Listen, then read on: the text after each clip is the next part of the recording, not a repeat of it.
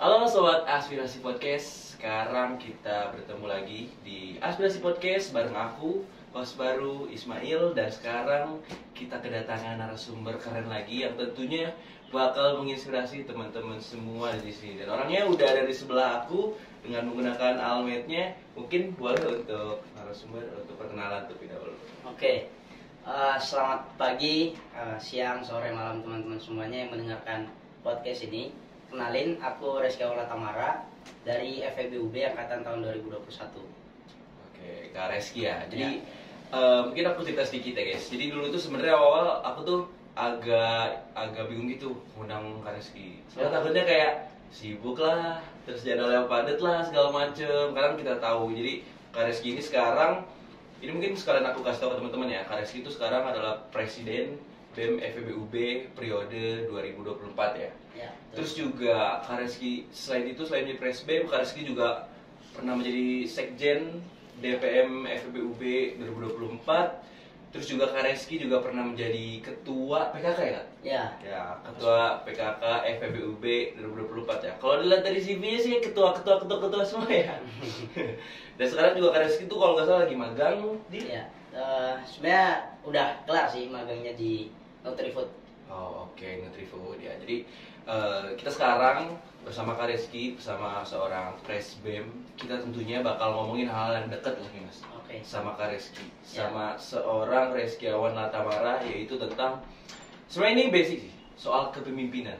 Oke. Dan aku yakin Kak Reski juga pasti udah sering untuk ngisi seminar tentang ini mungkin, atau diwawancara tentang perihal kepemimpinan ini.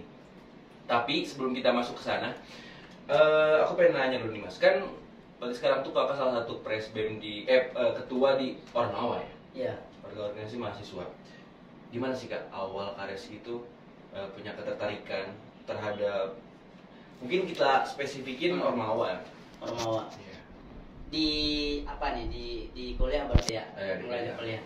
Sebenarnya kalau misalkan bicara tentang apa namanya awal ketertarikan di Ormawa itu dari awal sih, dari maba itu kan waktu itu nyari organisasi. Udah pertama kali itu waktu tahun pertama masuk itu udah 2 organisasi, jadi langsung ikut magang di 2 organisasi. Yang pertama itu di BEM Fakultas, terus yang kedua itu ada salah satu KUKM atau kalau di FEB itu sebutnya sebagai LO, lembaga otonom lain yang bergerak di bidang keilmuan. Nah waktu itu sempat tertarik di situ karena memang pengen pengen memaksimalkan organisasi itu di waktu kuliah. Karena kemarin itu di SMA itu ada kendala untuk memaksimalkan ikut organisasi di sana. Makanya waktu kuliah itu udah cari yang relevan dan lain sebagainya gitu. Makanya di tahun pertama langsung tertarik untuk daftar di 2 organisasi sekaligus. Oke, berarti emang kalau aku ambil kesimpulan emang mungkin karena ada sedikit latar belakang kendala di SMA, jadi ambisinya kumpul. Pas kuliah ternyata organisasi banyak kan ya? Ya betul. Terus Kak Reski memaksimalkan itu dan bahkan di semester 1 udah ikut organisasi dan jadi magang berarti ya? Betul. Nah oke, berarti perjalanan Kak Reski emang lumayan banyak ya dan panjang juga di organisasi ini. Dan juga pada akhirnya yang sekarang terbaru Kak Reski itu menjadi Ketua BEM FEB UB. Ya. Gimana gini Kak, sebenarnya aku selalu penasaran dan aku pengen tanya-tanya ke mungkin semua ketua, entah itu ketua BEM, ketua organisasi, kayak gimana sih Kak ambisi awal menjadi seorang ketua BEM terutama tuh muncul gitu? Apakah mungkin memang karena kepedulian kah? Atau karena memang istilahnya untuk meningkatkan diri lagi dan lagi kah? Atau mungkin gimana Kak? Sebenarnya kalau cerita ini ya tentang posisi sekarang kan sebagai alhamdulillah diamanai sebagai ketua BEM di FEB UB. Sebenarnya kalau bicara tentang ambisi itu dulu pernah kepikiran waktu masih maba lah, istilahnya kan belum banyak variabel-variabel lain kan yang masuk di situ. Bermimpi lah lihat tuh posisi sebagai ketua BEM tuh kok kayak keren gitu kan. Itu masih pikiran-pikiran maba lah.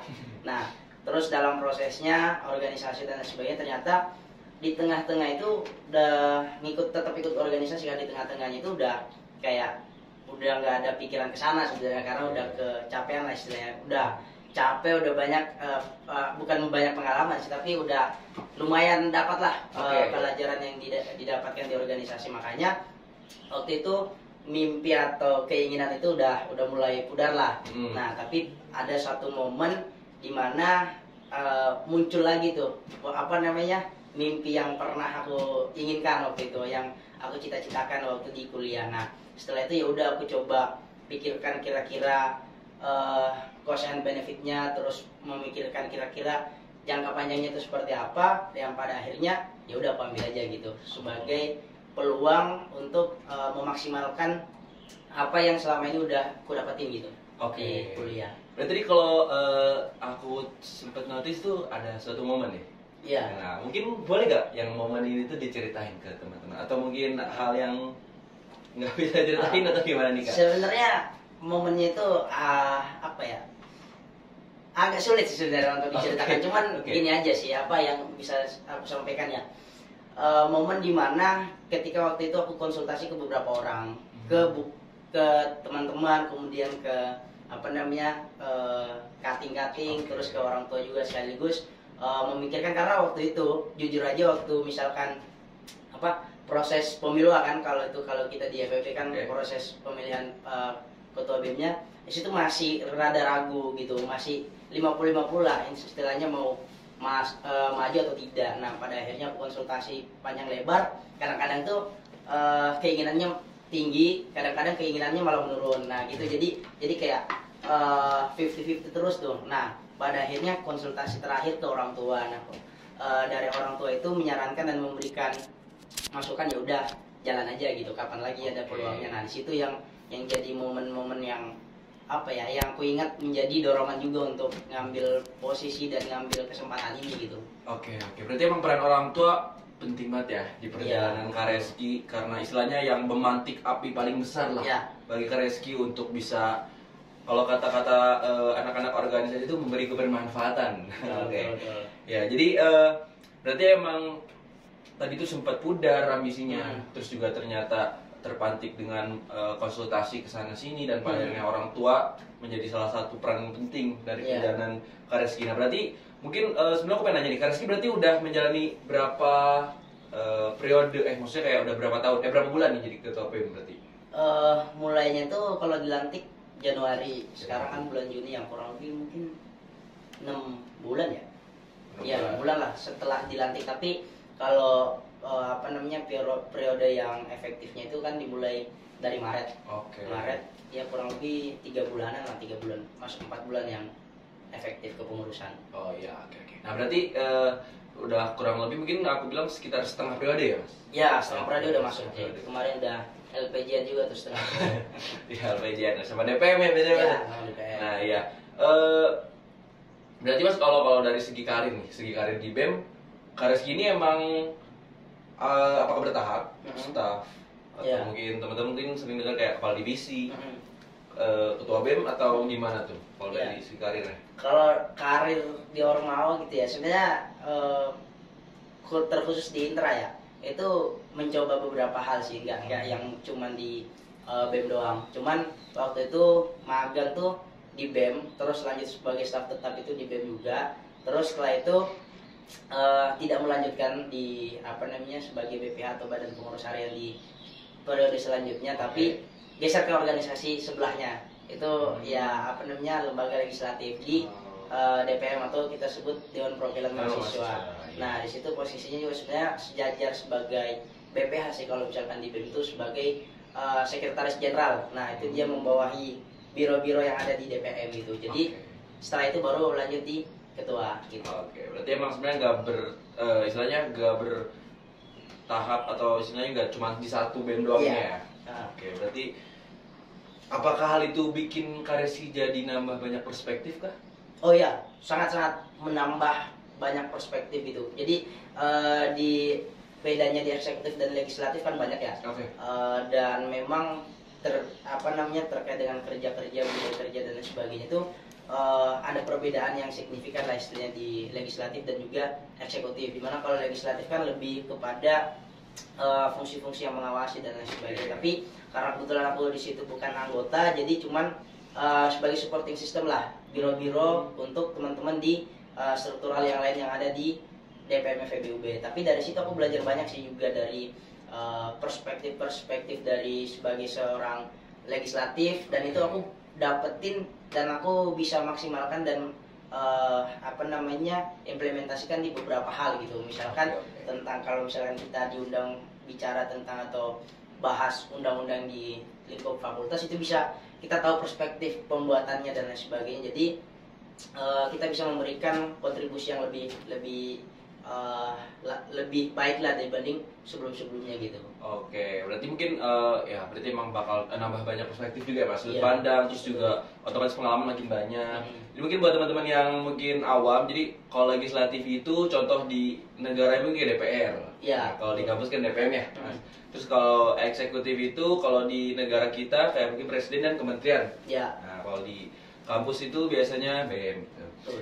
Nah, terus berarti setelah setengah periode ini Mas menjalani sebagai ketua BEM, terus juga kan sebenarnya posisi Kak Reski sebelumnya menjadi sekretaris jenderal juga kurang lebih ada di atas lah Mas, Yeah. walaupun mungkin nggak paling atas. Sejauh pengalaman Mas menjadi seorang ketua, pada akhirnya Mas, menurut Mas sendiri, menurut Kak Reski sendiri, apa sih Kak esensi seorang pemimpin itu? Nih lumayan berat sih ini pertanyaannya. Oke, tapi bicara tentang esensi sebagai seorang pemimpin, sebenarnya banyak sih yang aku dapetin ya. Dan yang paling aku rasakan itu gimana kita mengerjakan sesuatu, apalagi kita bicara Ormawa yang notabene-nya adalah organisasi non profit, gimana kita sebagai seorang pemimpin betul-betul harus memberikan contoh terhadap teman-teman yang kita yang secara struktural mungkin di bawah itu, tentang kerja-kerja yang ikhlas, kerja-kerja yang benar-benar optimal tanpa mungkin mengharapkan imbalan secara langsung gitu. Jadi itu yang aku dapetin dan aku rasakan sebagai seorang pemimpin selama ini yang aku ikuti organisasi maupun kepanitiaan. Karena banyak hal yang aku dapetin itu yang memang betul-betul aku kerjakan, misalkan ya dikerjakan secara ikhlas dan lain sebagainya, dan itu sangat-sangat berdampak pada keberlangsungan organisasi atau kepanitiaan. Dan itu sih menurutku esensi daripada seorang pemimpin dalam tanda kutip kita bicara di lingkup organisasi mahasiswa ya. Itu tentang kerja-kerja ikhlas yang kemudian hari ini ya kita tidak mengharapkan imbalan secara langsung, tapi kita harap ada, dan pasti aku yakin itu pasti ada dampaknya di kemudian hari, entah kan mungkin terkait dengan pengembangan diri dan sebagainya, atau mungkin jenjang karir atau relasi dan sebagainya. Itu kan hal-hal yang sebenarnya sering kita dengarkan kan, tapi menurutku esensi paling utama daripada memimpin di organisasi mahasiswa adalah bagaimana kita mencontohkan kerja-kerja ikhlas kepada teman-teman di bawah gitu. Iya, berarti emang berat ya Mas. Nah, Iya. istilahnya jujur kan aku juga pernah berorganisasi ya, dan kebetulan di BEM juga kan periode sebelumnya. Soal ikhlas ini memang harus jadi hal yang kita fokusin gitu. Iya. Karena apalagi, tapi ini tuh berdampak juga buat kita sih Kak, kalau yang aku rasain. Karena dengan kita bekerja ikhlas, udah mah kita nggak dibayar, terus kita berusaha buat ikhlas dan kita bisa maksimal, apalagi nanti gitu. Iya, betul. Ketika kita udah kerja beneran dan dibayar, pasti otomatis budaya kerja maksimal dan ikhlasnya itu ikut gitu. Iya. Tapi berarti ini mungkin pertanyaan selanjutnya agak dalam juga ya. Kan kalau kita ngomongin soal ikhlas-ikhlas ini ya Kak, berarti kalau dari pribadi Kak Reski nih, pribadi bukan sebagai seorang ketua BEM, tapi seorang Reskiawan Latamara, ada gak sih Kak hal yang hilang ketika menjadi seorang pemimpin? Hal yang hilang ya, sebenarnya apa ya? Atau mungkin kayak, karena gini Kak, aku tuh sering lihat kayak, Ya. gue kalau jadi ketua, istilahnya gue nggak bisa jadi diri gue sendiri. Oh ya. Karena gue harus ngasih contoh yang padahal pun gue belum tentu kayak gitu 100%. Ya. Sebenarnya menurutku ya, hal yang hilang, dan mungkin ini terkadang atau terkesan klise atau apa, tapi yang benar-benar aku rasakan sesuatu itu tentang gimana aku selalu mengedepankan diriku sendiri. Itu selama aku selama aku organisasi, selama aku memimpin kepanitiaan atau organisasi, aku rasakan itu benar-benar dikesampingkan. Makanya tadi sebenarnya berkaitan juga dengan pertanyaan tadi sebelumnya kan masalah ikhlas dan sebagainya. Bagaimana aku selalu mengesampingkan kepentingan pribadi yang kemudian mengutamakan kepentingan organisasi itu. Misalkan ya ada waktu luang sebenarnya ya bisa aja misalkan dipakai untuk main, ngopi-ngopi dan lain sebagainya, itu ya aku misalkan ngisi waktu tersebut untuk ngerjain organisasi, tugas organisasi, atau ngerjain hal-hal yang berkaitan dengan organisasi. Itu kan hal-hal yang kemudian itu mungkin di luar panggung ya, maksudnya di luar yang teman-teman lihat, tapi ada juga misalkan yang yang harus kita korbankan di depan publik gitu. Misalkan ya udah, misalkan tadi yang kamu sampaikan juga ada beberapa hal yang seharusnya kita sebenarnya sebagai pribadi itu seperti itu, tapi kita karena ada beban moral sebagai seorang pemimpin, ya kita mengupayakan sebaik mungkin dan supaya tidak dicontoh oleh orang-orang lain. Misalkan ya dalam tanda kutip kita ngerasa tindakan atau sikap tersebut itu adalah hal yang normal, tapi ketika mungkin kita bicaranya dalam sudut pandang pemimpin mungkin kurang bisa diterima gitu. Jadi itu juga sih yang aku coba kesampingkan. Makanya tadi yang aku sampaikan ya hal-hal yang aku tamain gitu sebagai pribadi, itu yang mungkin beberapa kali hilang di momen-momen tertentu. Oke, berarti emang ya sih kalau berdasarkan apa yang Kak Reski sampaikan, emang hal ini tuh gak semua orang kuat ya, istilahnya untuk mengedepankan hal yang bahkan mungkin gak berpengaruh secara langsung ke kita gitu, yang harus kita kedepankan itu, tapi ya karena berpengaruh ke orang banyak, jadi harus dikedepankan gitu ya Kak. Nah, tapi mungkin sekarang itu Kak, kalau yang aku lihat dari mungkin entah itu dari segi di FEB, ini aku nggak tahu ya apakah ini aku salah atau enggak, tapi terutama ini soal di kampus ya, kayak banyak orang itu menjadi ketua itu sebenarnya karena pada akhirnya untuk diri sendiri gitu, untuk apalagi sekarang tuh CV. Ya. Nah, padahal sebenarnya kan itu bakal berdampak sih kan, menurut Kak Reski bakal berdampak nggak kayak istilahnya orientasi CV. Padahal harusnya sebagai seorang ketua itu kan yang memberi kebermanfaatan gitu. Atau apalagi ketua BEM gitu. Yang mungkin kalau kayak ketua proker, ketua panitia yang teman-teman mungkin pernah gitu kan. Ya. Istilahnya ya udah asal kita bisa mengatur dan mengelola penelitian. Tapi kalau kayak BEM dan organisasi lainnya, nah menurut kakak gimana soal yang fenomena yang mungkin aku nggak tahu ini benar atau enggak ya? Iya. Sebenarnya kalau seperti itu ya menurutku yang pertama kita nggak bisa menafikan hal tersebut gitu ya. Misalkan kita mau masuk di posisi tertentu itu untuk kemudian memaksimalkan CV yang kita punya atau apa gitu kan, itu kembali kepada motivasi masing-masing. Sebagai seorang pemimpin itu sebenarnya mengisi posisi atau jabatan tersebut itu untuk apa, itu kan mungkin ya boleh jadi itu jadi alasan atau motivasi dia untuk kemudian mengerjakan tugasnya atau memaksimalkan posisi tersebut dan memberikan kebermanfaatan misalkan ya.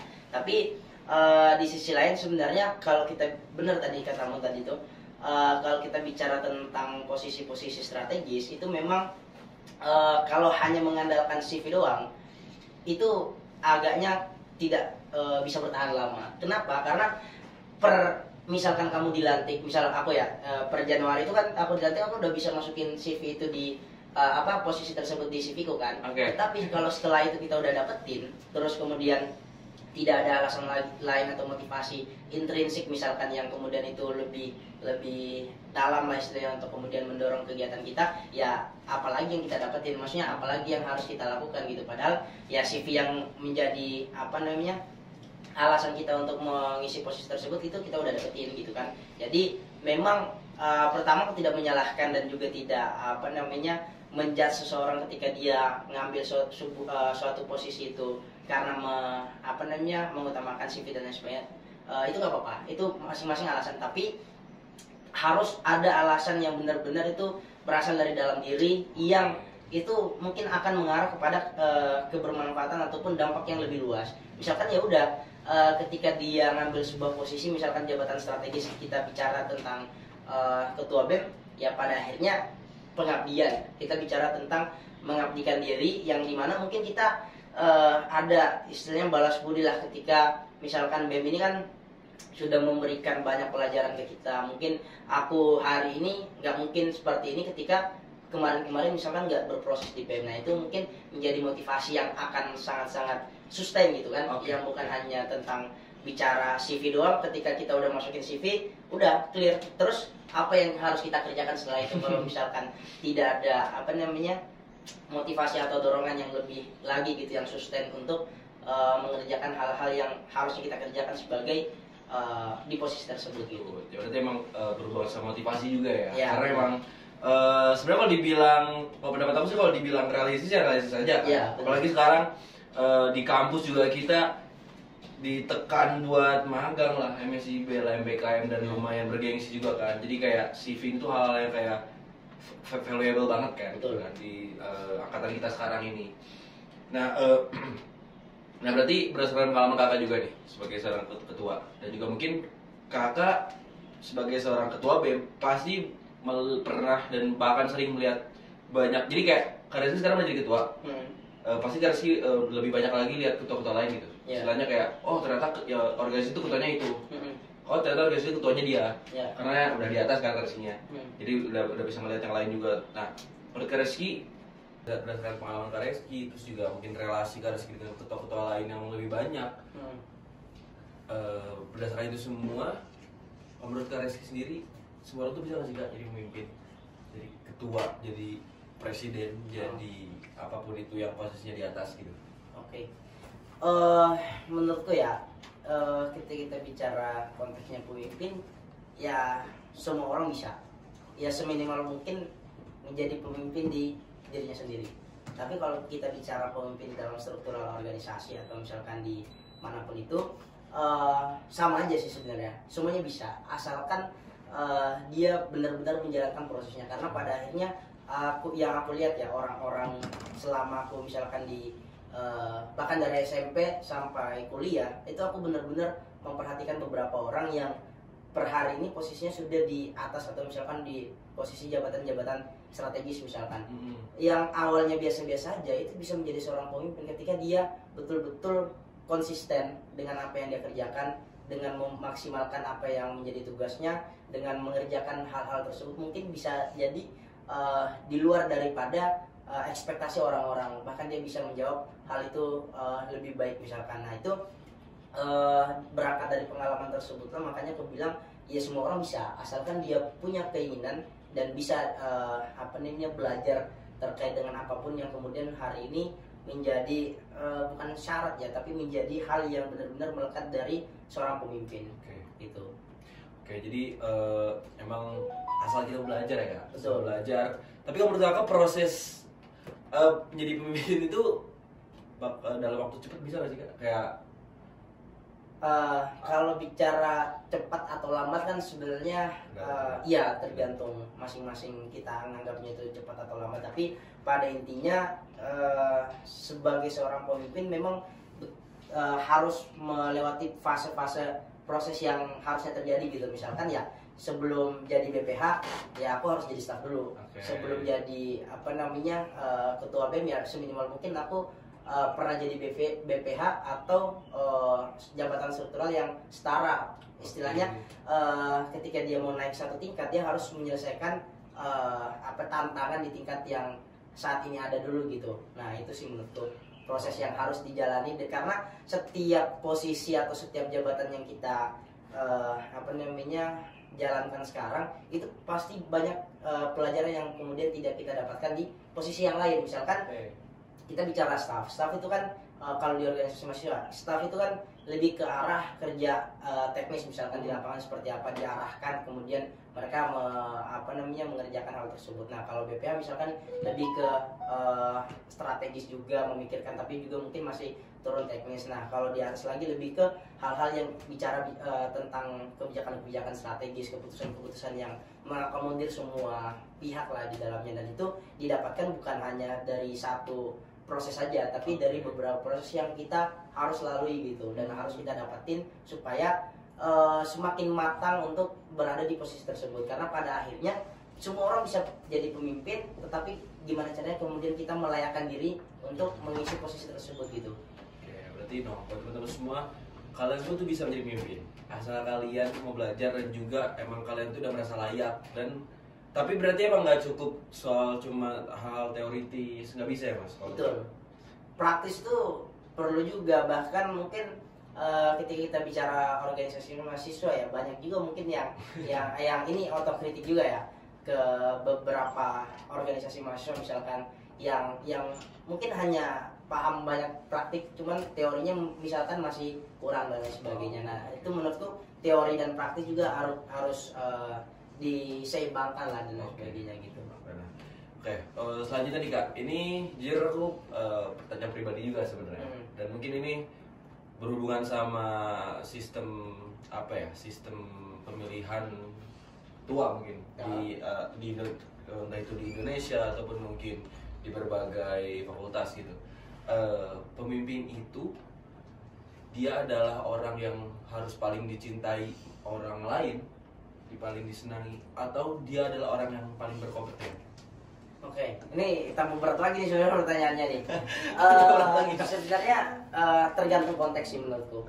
Kalau kita bicara tentang sistem yang hari ini hadir atau sistem demokrasi, ya pastinya siapa yang siapa yang paling banyak dicintai kan dia punya suara lebih banyak. Artinya pasti dia yang akan bisa mengisi posisi tersebut atau jabatan tersebut, misalkan entah itu di organisasi mahasiswa atau dimanapun. Tapi kalau kita bicara idealnya, ya kita dan aku secara pribadi meyakini bahwa seorang pemimpin yang harusnya mengisi posisi tersebut ya dia yang kompeten di bidangnya. Karena pada akhirnya kalau misalkan sesuatu yang tidak diberikan kepada orang yang tidak ahli atau tidak kompeten, ya akan hancur gitu. Maksudnya bukan hancur juga ya Mas, tapi akan sulit untuk kemudian diarahkan kepada hal-hal yang mengarah ke ideal itu gitu. Iya emang ini sebenarnya tergantung sistem juga ya. Iya. Dan emang pada akhirnya bakal berakar ke sistem demokratis lah segala macam, yang emang mungkin banyak ada minusnya, ada plusnya juga. Betul. Berarti istilahnya, tapi bahkan yang paling ideal mungkin ya seorang pemimpin harus punya dua-duanya ya Kak? Betul. Ya. Justru ya benar. Harus punya, dia harus bisa dicintai masyarakat, dia harus berkompeten juga, dia juga harus istilahnya mau belajar, terus juga dia harus punya motivasi yang kuat dalam diri pribadi. Betul. Nah berarti emang agak bisa dibilang agak susah ya sebenarnya kalau apalagi kalau ngomongin pemimpin yang paling besar mungkin presiden, atau mungkin kayak sesimpel ya Kak Reski mungkin, atau bahkan ketua kelompok, ketua BEM segala macem. Nah oke, selanjutnya nih Kak, ini berbicara soal keputusan ya, atau istilahnya hal-hal yang sering dilakukan seorang ketua kan memberi keputusan. Oke. Nah ini kan sebenarnya tergantung, ini aku pernah tanyain juga ke salah satu ketua, cuman jujur menurut aku kurang puas ya jawabannya. Jadi mana sih Kak yang biasanya yang menurut Kakak harus diduluin antara keputusan yang disepakati banyak pihak, atau dalam artian ini yang paling banyak orang setuju nih, atau keputusan yang tepat? Mungkin kita gini, kadang kita tuh sebagai ketua tuh punya skop yang lebih besar gak sih Kak? Betul. Dan kadang orang-orang yang istilahnya menyetujui keputusan kita atau istilahnya staff-staff kita tuh kadang nggak punya skop seluas kita. Iya. Tapi kita pun perlu memikirkan pendapat mereka. Betul. Tapi kita sebagai ketua lebih tahu kadang mana keputusan yang tepat gitu, walaupun kadang mungkin merugikan sedikit pihak. Iya. Kalau menurut Kakak terkait itu kayak gimana sih? Oke. Sebenarnya ini berkaitan juga dengan salah satu keterampilan yang harus dimiliki sebagai seorang pemimpin gitu ya. Adalah bagaimana dia mengambil sebuah keputusan. Mungkin ini terlalu mudah atau terlalu sering dibicarakan bahwa pemimpin itu harus bisa mengambil keputusan, tetapi sebenarnya hal tersebut itu adalah hal yang sangat berat sebagai seorang pemimpin ketika praktiknya itu di lapangan sudah mendapatkan masalah-masalah yang sangat kompleks gitu kan. Yang benar-benar gimana seorang pemimpin itu bisa ngambil keputusan, di mana keputusan tersebut banyak hal yang harus kemudian dikompromikan, banyak variabel-variabel yang masuk dan lain sebagainya. Nah, kalau kembali ke pertanyaan tadi, secara aku pribadi sebagai seorang pemimpin, aku akan mengambil keputusan yang tepat, bukan keputusan yang banyak disukai oleh orang. Kenapa kayak gitu? Karena disukai oleh seseorang terkait dengan keputusan yang diambil itu sangat-sangat subjektif, bukan hal yang kemudian objektif dan dilihat dari permasalahan dan sudut pandang yang berbeda. Nah, kalau kita misalkan ngambil keputusan hanya berdasar karena siapa atau kuantitas daripada yang suka itu dari berapa atau banyaknya segimana gitu kan, itu menurutku kurang tepat sebagai seorang pemimpin. Tetapi gimana caranya keputusan yang diambil itu adalah keputusan yang tepat. Nah, masalah selanjutnya adalah gimana kemudian kita mengkomunikasikan keputusan yang kita ambil, karena pastinya yang aku dapatkan dan pengalamanku secara pribadi, setiap keputusan yang diambil itu pasti kemudian tidak bisa memuaskan semua orang atau tidak bisa mengakomodir semuanya. Tetapi pada intinya betul tadi yang kamu bilang, seorang pemimpin itu punya helikopter view, tapi tidak kemudian hari ini ketika ngambil sebuah keputusan itu hanya menguntungkan satu dua pihak doang, tetapi gimana kemudian bisa mengakomodir semuanya, dan pada akhirnya pasti ada orang atau kelompok tertentu yang tidak terima tentang keputusan yang kita ambil. Tetapi hal itu kemudian menjadi tanggung jawab kita juga untuk mengkomunikasikan tersebut, mengkomunikasikan keputusan-keputusan yang kita ambil agar apa? Agar tidak ada kesalahpahaman atau hal-hal yang kemudian hari ini tidak sesuai dengan proses pengambilan keputusan itu gitu. Memang sangat-sangat sulit gitu ya. Iya, sangat challenging, dan memang disitulah peran sebagai seorang pemimpin dan disitulah seninya. Karena kalau kita bicara tentang seni, kita bicara tentang memimpin karena kita berkaitan dengan orang, yaitu di situ permainan seni juga ada di situ di dalam. Iya sih. Ini sebenarnya aku terpantik aku bertanya gitu karena kadang ada seorang ketua, seorang pemimpin yang ya dia mau gak mau mutusin itu karena semua orang senengnya itu gitu. Jadi pada akhirnya kesannya tuh kayak dia nggak punya keputusan, tapi ya orang di bawahnya pun ya senangnya yang itu gitu.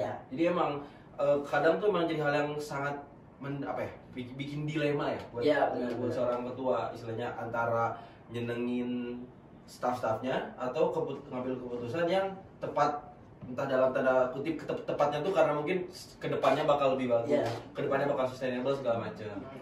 Ya berarti emang ini tuh salah satu challenging ya bagi seorang ketua dan pemimpin gitu. Betul, benar. Tadi sebenarnya hal-hal seperti itu adalah hal-hal yang dilematis dan pasti sering ditemukan dan juga dikerjakan lah oleh seorang pemimpin, apalagi misalkan bicara tentang organisasi mahasiswa gitu kan. Karena ya kembali lagi kita organisasi non profit, dimana kalau misalkan teman-teman di bawah ini kurang senang atau kurang nyaman bekerja dengan kita misalkan sebagai seorang pemimpinnya, ya bisa jadi ada ancaman misalkan ya mereka demotivasi dan sebagainya. Pun kita ya karena tidak memberikan secara materi, ya kita nggak bisa menuntut banyak gitu kan. Hal-hal yang sangat dilematis, tapi kembali lagi pada intinya sebenarnya atau tujuan daripada kita berorganisasi.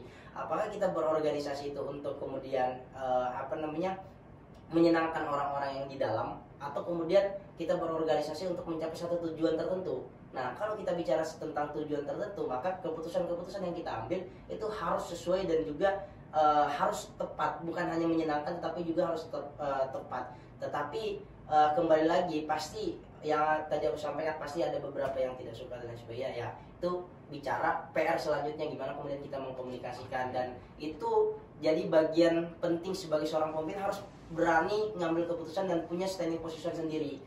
Terlepas misalkan sistem yang dibangun dalam organisasinya, misalkan budaya ketika mengambil sebuah keputusan itu harus mendengarkan yang lain, tetap sebagai seorang pemimpin, karena kamu dipilih sebagai seorang pemimpin, kamu dipilih sebagai jabatan struktural itu, ya mau gak mau kamu harus punya standing position juga, tapi tetap mendengarkan misalkan. Nah, mendengarkan itu menjadi variabel-variabel tambahan dalam proses pengambilan keputusan yang seharusnya sudah ada gitu sebagai seorang pemimpin. Ya, misal aku milih presiden misalkan atau milih wali kota, ya aku milih dia untuk apa? Untuk ngambil keputusan. Kalau dia sebagai seorang pemimpin tidak bisa ngambil keputusan atau standing position aja, itu ya ngapain aku pilih gitu kan pada akhirnya. Iya, oke, paham. Berarti seorang pemimpin itu harus punya pendirian juga. Betul. Terus ya istilahnya pandai mengkomunikasikan suatu hal gitu kan. Tadi dari hal-hal yang udah kita obrolin terkait seorang pemimpin harus punya motivasi, harus punya istilahnya cara komunikasi yang baik. Kalau menurut kakak, pada akhirnya dari semua yang tadi kita obrolin, apa sih kak? Mungkin 5 hal yang perlu dimiliki sebelum atau saat ingin menjadi seorang ketua gitu. Oke. 5 hal ya, kayaknya sebenarnya terlalu banyak sih. Cuman 3 aja deh kak. Ya, oke. Boleh 3. Sebenarnya kalau bicara tentang pemimpin gitu ya, aku sepakat dengan apa yang disampaikan oleh Prof Yusril Iza Mahendra. Aku pernah nonton podcastnya, dia nyampaikan bahwasanya pemimpin itu pada akhirnya kita lihat dari 3 hal gitu, atau seseorang dikatakan pemimpin itu ada 3 hal yang melekat pada dirinya. Yang pertama, seorang pemimpin itu harus punya ideologi, atau dia istilahnya disebut sebagai ideologis gitu. Artinya dia paham arah berpikirnya harusnya seperti apa dan lain sebagainya. Itu didapatkan juga dalam proses berorganisasi, dalam proses misalkan belajar, kemudian berdiskusi dan lain sebagainya. Terus yang kedua, seorang pemimpin itu juga harus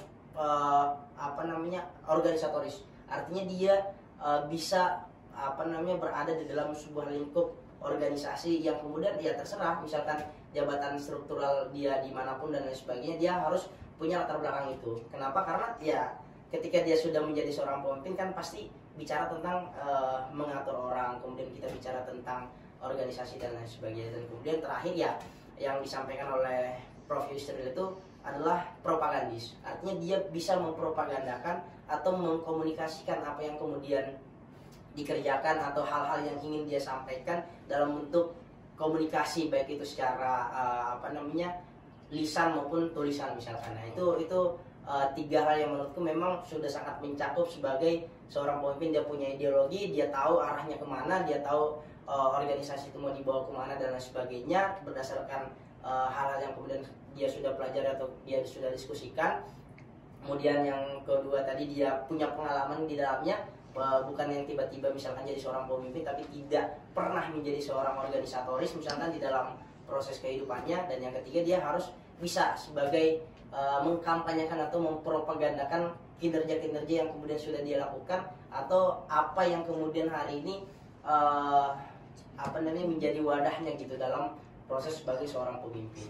Oke, berarti kita ya teman-teman, dari seorang Kareski berdasarkan perkataan Prof Yusril, yang pertama adalah punya pemikiran ideologis, terus yang kedua dia bisa mengelola atau organisatoris tadi, dan yang ketiga bisa mengkomunikasikan atau propagandis tadi ya istilahnya. Nah oke, ini mungkin yang terakhir ya Kareski, dari tadi obrolan kita yang mungkin sebenarnya banyak nih yang mau dibahas lagi, cuman karena durasi segala macam. Mungkin Kareski boleh dong kasih pesan ke teman-teman semua yang sekarang yang entah itu mau jadi pemimpin atau sedang menjadi seorang pemimpin, pesan buat mereka supaya mereka lebih percaya pada diri mereka dan bisa bertahan gitu. Pesan untuk siapa yang ingin menjadi pemimpin, dan juga mungkin hari ini teman-teman sudah berada di proses tersebut, ya pada akhirnya silahkan dinikmati semua prosesnya. Karena ketika kita mengerjakan sesuatu itu dengan sangat ikhlas, dengan optimal dan sebagainya, betapapun sakitnya, betapapun perihnya, nanti pada akhirnya ketika itu sudah menjadi sebuah nostalgia dan kemudian kita ceritakan, itu akan sangat indah dan sangat puas kita ketika kita bisa menceritakan itu kepada orang-orang lain gitu. Jadi apapun yang kemudian hari ini silahkan diselesaikan, silahkan dikerjakan dengan maksimal, dan silahkan dipelajari proses-prosesnya tersebut supaya pada akhirnya kita bisa mendapatkan apa yang kita inginkan, dan juga kita bisa mengerjakan sesuatu itu dengan maksimal, dan nanti kita bisa menjadikan hal tersebut sebagai sebuah cerita yang akan menjadi sangat indah ketika kita sudah bicara tentang nostalgia. Oke, jadi itu ya teman-teman, pesan dari Kareski, dari Ketua BPM FEBUB buat teman-teman di luar sana yang mungkin mau jadi pemimpin atau sedang menjadi seorang pemimpin, dan juga buat kalian semua, semangat terus dan tetap bertanggung jawab atas semua hal yang sudah menjadi tanggung jawab kalian semua sebagai seorang pemimpin. Oke Kareski, mungkin obrolan kita udah berakhir kali ya. Sebenarnya aku pengen masih banyak pertanyaan nih, tapi karena durasi dan segala macam mungkin kita bisa kita obrolin di next podcast atau misalkan obrolan selanjutnya. Oke buat teman-teman, terima kasih udah mendengarkan kita, dan jangan lupa untuk tonton sampai beres ya. Terus buat kalian semua, sampai jumpa di Aspirasi Podcast selanjutnya. Dadah. Aspirasi Podcast.